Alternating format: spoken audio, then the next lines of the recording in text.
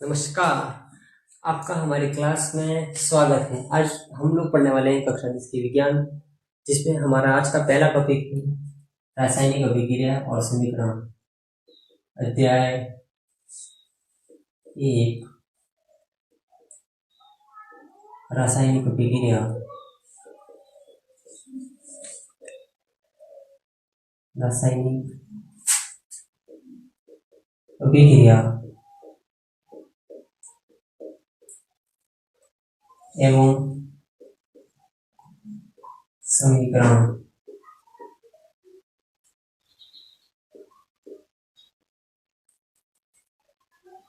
हमारे टॉपिक का नाम है रासायनिक अभिक्रिया और समीकरण।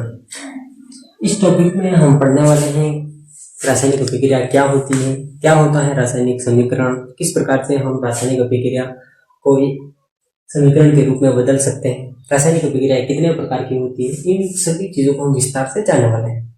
तो सबसे पहले हमें ये जानना पड़ेगा कि कोई भी रासायनिक अभिक्रिया है, रासायनिक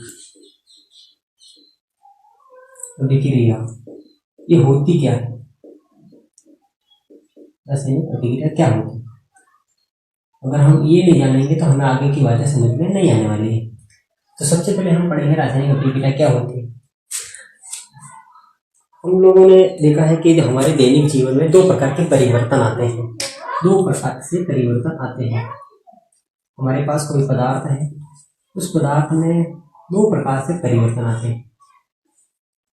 एक प्रकार के परिवर्तन होते हैं, उनको हम बोलते हैं भौतिक परिवर्तन,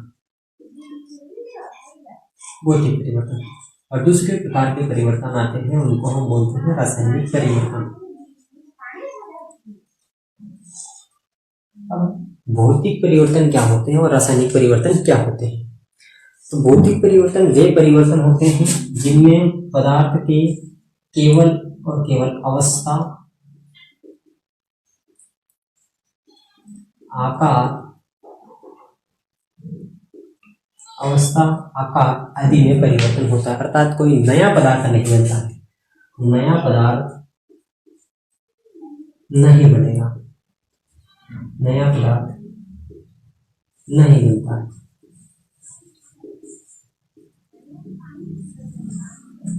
यानी कि हमारे पास कोई पदार्थ है, जैसे हमारे पास फल है, उस फल को हमने क्या किया, काट दिया, दो टुकड़ों में काटने से वो फल के दो टुकड़े हुए, इससे क्या परिवर्तन हुआ, केवल और केवल उसके आकार में परिवर्तन हुआ। अब मेरे पास मान लो बर्फ का टुकड़ा है, और इस बर्फ के टुकड़े को मैं गर्म करूं तो उसकी केवल अवस्था में परिवर्तन होगा, यानी कि बर्फ का टुकड़ा पिघल के द्रव अवस्था में चला जाएगा, लेकिन है तो मेरे पास द्रव। अर्थात भौतिक परिवर्तन में हमारे पास जो पदार्थ है उसके आकार और अवस्था में परिवर्तन होता है, और किसी भी प्रकार से कोई नया पदार्थ नहीं बनता है। यानी कि मोस्ट इंपोर्टेंट है कि नया पदार्थ नहीं बनता है। जबकि रासायनिक परिवर्तन के अंदर पदार्थ के आकार, अवस्था, रंग, इसके रंग और संरचना आदि में परिवर्तन हो सकता है। कैसे, जैसे मैंने एक एप्पल लिया और एप्पल को काटा बीच में से, तो उसके टुकड़े दो टुकड़े हुए, तो उसके आकार में परिवर्तन हो। लेकिन हम साथ ही साथ देखते हैं कि एप्पल को काटने से, जैसे मेरे पास ये इस प्रकार से एप्पल है और उसको मैं बीच में से काट दूं, तो उसके जो रंग है कुछ समय के बाद हल्का भूरा रंग हो जाता है, हल्का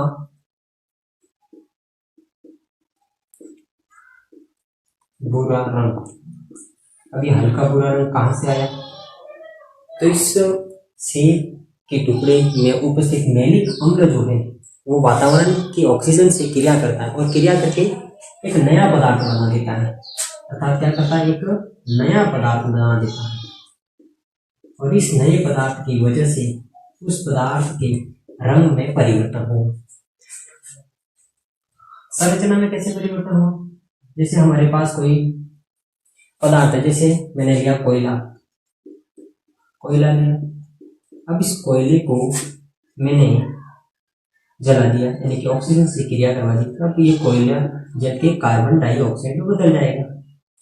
तो पहले मेरे पास कोयला था, उसको ऑक्सीजन से क्रिया कराई, तो मेरे पास बन के आ गया कार्बन डाइऑक्साइड। अब इस कार्बन डाइऑक्साइड से मैं वापस कोयला और ऑक्सीजन अलग अलग नहीं कर सकता, अर्थात उसकी संरचना में भी परिवर्तन आए। चलो एक और उदाहरण देख लेते हैं। हमारे पास दूध है और दूध कुछ समय के बाद अगर हम उसमें नींबू का रस डाल दें या कोई खट्टा पदार्थ डाल दें तो वो दूध फट जाएगा। अब उस दूध के फटने से क्या बनेगा? दही बनेगा।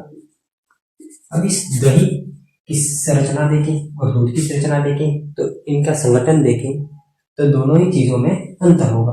अर्थात मैं कह सकता हूं कि रासायनिक परिवर्तन में पदार्थ हमेशा नए पदार्थ बनते हैं, अर्थात नए पदार्थ बनते हैं, नए पदार्थ बनते हैं। तो हमारे पास दो प्रकार के परिवर्तन थे, एक था भौतिक परिवर्तन और दूसरा था रासायनिक। पहला भौतिक परिवर्तन, दूसरा रासायनिक परिवर्तन। भौतिक परिवर्तन में हमने पढ़ा कि भौतिक परिवर्तन में पदार्थ की अवस्था, आकार आदि में परिवर्तन होता है, साथ ही साथ नया पदार्थ नहीं बनता है, ये भी देखो। इसके बाद हमने देखा रासायनिक परिवर्तन। रासायनिक परिवर्तन पदार्थ के आकार, अवस्था, रंग और संरचना आदि में परिवर्तन होता है, और साथ ही साथ मोस्ट इंपोर्टेंट ये पढ़ा था कि उसमें कोई ना कोई नया पदार्थ जरूर बनेगा, और जब तक नया पदार्थ नहीं बनता मतलब वो भौतिक परिवर्तन गिना जाएगा। नया पदार्थ बन गया अर्थात वो रासायनिक परिवर्तन हो। अब ये जितने भी प्रकार के रासायनिक परिवर्तन जो है उनमें कोई न कोई क्रिया होगी, कोई न कोई क्रिया होगी। अब ऐसी कौन सी क्रिया है जो होगी? तो परिवर्तन कौन सा? रासायनिक। तो इन परिवर्तन में कि रासायनिक परिवर्तन में होने वाली क्रियाओं को ही हम रासायनिक अभिक्रिया के रूप में जानते हैं, रासायनिक अभिक्रिया के रूप में जानते हैं, केमिकल इक्वेशन के रूप में जानते हैं।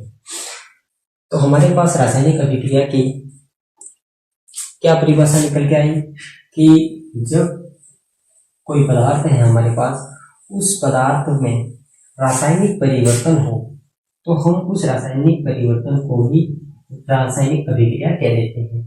अर्थात मैं ये कह सकता हूं कि रासायनिक अभिक्रिया में परिभाषा बन जाएगी वे ऐसा प्रक्रम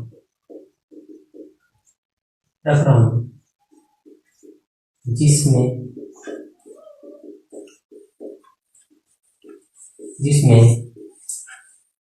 पदार्थ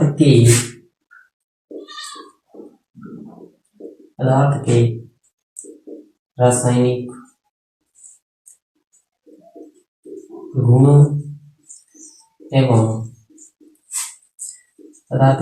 गुणों एवं संगठन में परिवर्तन हो उसे कह देते हैं रासायनिक अभिक्रिया। अब हमारे किताब में विभिन्न प्रकार की रासायनिक अभिक्रियाएं हैं, जैसे हम लोग देखते हैं संयोजन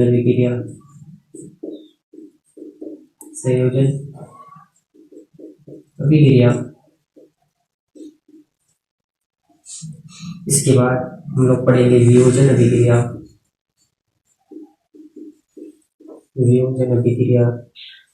इसके बाद हम पढ़ेंगे विस्थापन अभिक्रिया,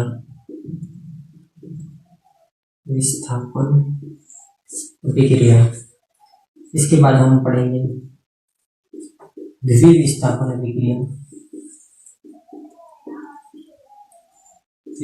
अभिक्रिया, इसके बाद हम पढ़ेंगे रेडॉक्स अभिक्रिया। और इन हम अभिक्रियाओं को पढ़ने के साथ साथ ही हम देखेंगे कि इन अभिक्रियाओं को हम किस प्रकार से रासायनिक समीकरण के रूप में दर्शा सकते हैं।